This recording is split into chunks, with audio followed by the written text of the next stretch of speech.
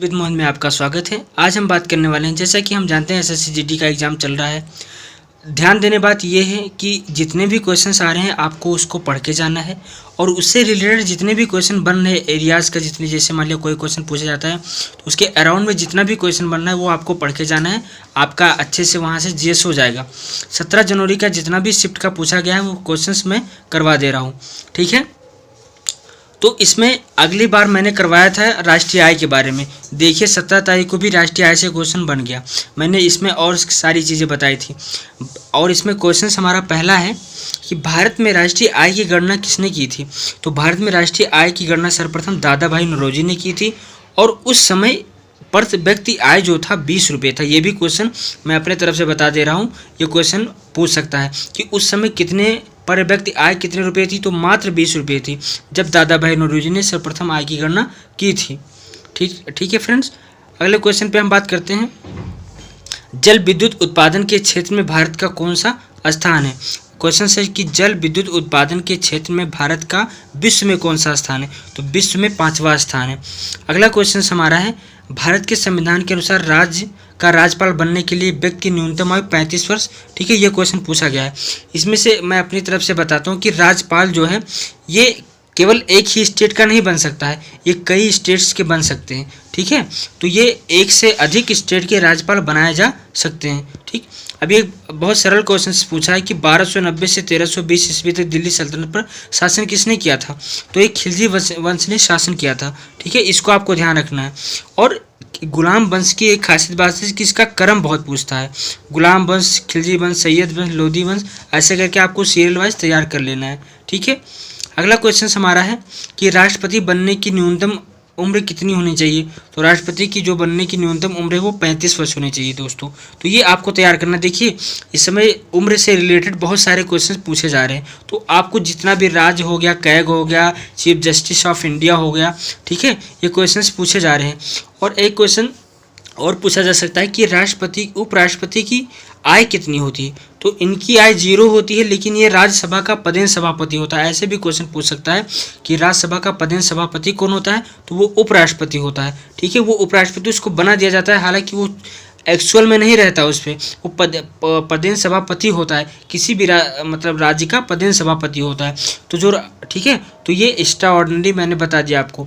राष्ट्रपति बनने की न्यूनतम आयु 35 वर्ष है, ये आपको ध्यान रखना है। मौलिक अधिकार किस संविधान से लिया गया है। तो मौलिक अधिकार यूएसए से लिया गया है, ठीक है दोस्तों। मैं और बताता हूँ, आयरलैंड कहाँ से, आयरलैंड से लिया गया है डीपीएसपी, ठीक है।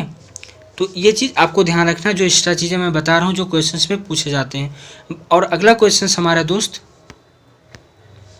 अगला क्वेश्चन हमारा है, भारत के वर्तमान में मुख्य सलाहकार कौन है। तो डॉक्टर वी अनंत नागेश्वरन है, ठीक है। इसको आपको ध्यान रखना है, ठीक है। अगला क्वेश्चन हमारा है कि मोहन बागान स्टेडियम की स्थापना कब हुई थी। तो 15 अगस्त 1989 को हुई थी। तो ये क्वेश्चन आपको ध्यान रखना है, ठीक है। अगला क्वेश्चन हमारा है, हिंदू कैलेंडर के अनुसार गणेश चतुर्थी किस महीने में मनाया जाता है। तो भाद्र होता है, भाद्रपद, ठीक है, उसमें ये मनाया जाता है। अगर ये चीज़ें आपको पढ़ना होगा तो लुसेंट में दिया है, ठीक है, वहाँ से आप पढ़ सकते हैं अच्छे से। अगला क्वेश्चन हमारा है कि भारतीय संविधान का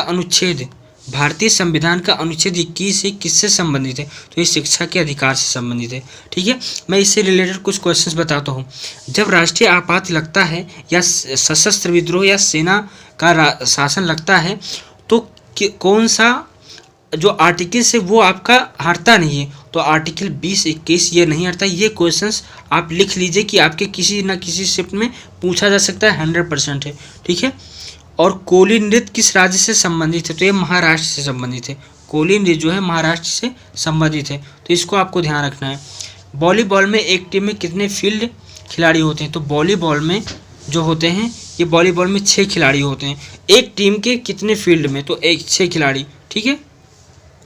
विश्व में हरित क्रांति, ठीक है, ग्रीन रिवॉल्यूशन के रूप में जाना जाता है। तो नॉर्मन बोरलॉग को जाना जाता है। तो ये क्वेश्चंस बहुत इंपॉर्टेंट है, इसको आपको याद करना है। मई 2022 के भारत के विदेश सचिव कौन थे। तो विदेश सचिव थे विनय मोहन क्वात्रा। तो ये आपको ध्यान रखना है। 49वें चीफ जस्टिस ऑफ इंडिया 49वें इसमें पूछा है, तो ये है यूयू ललित, ठीक है।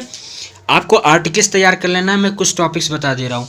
आपको आर्टिकल तैयार करना है, कौन सा संविधान कहाँ से लिया गया है, ठीक है, कौन से राज्य कौन किस देश से लगते हैं, पड़ोसी देश का अपना रुपया वगैरह जो मुद्राएं हैं वो तैयार कर लेना, ठीक है। 2022 में जितना भी मतलब वो हुआ है, ठीक है, पद पर जितना भी चयन हुआ है वो याद करके जाना।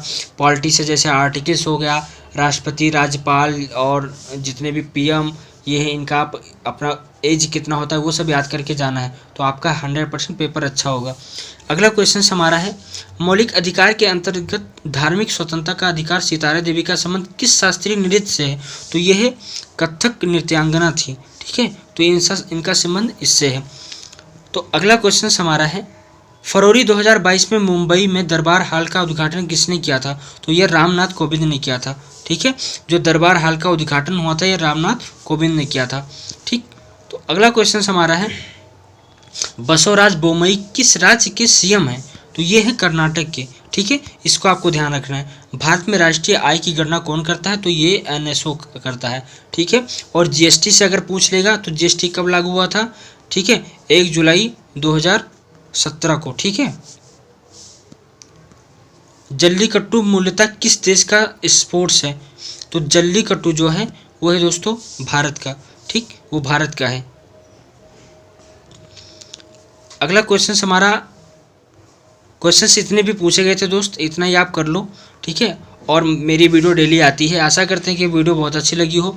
वीडियो अच्छी लगी हो तो चैनल को सब्सक्राइब करें, लाइक करें, शेयर करें। तब तक के लिए धन्यवाद। जय हिंद।